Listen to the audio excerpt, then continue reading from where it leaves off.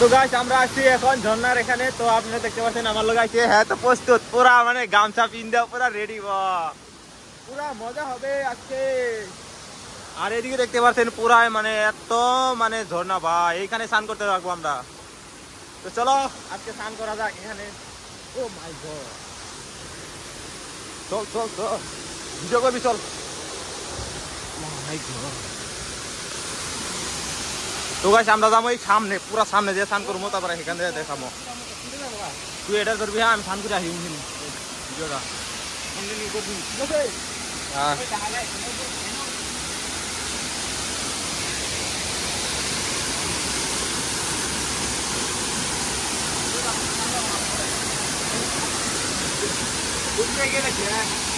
বললে মাথা মতো ফাইটে যাবো গা।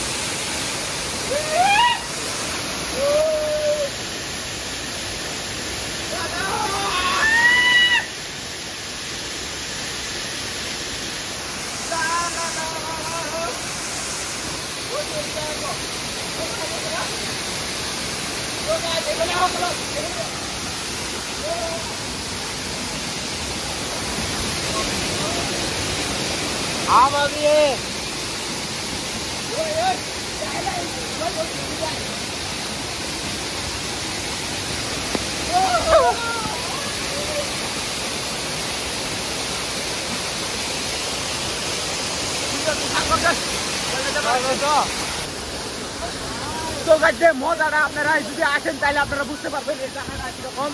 আর দেখতে পাচ্ছেন ও হো লা লা লা, তো গাইস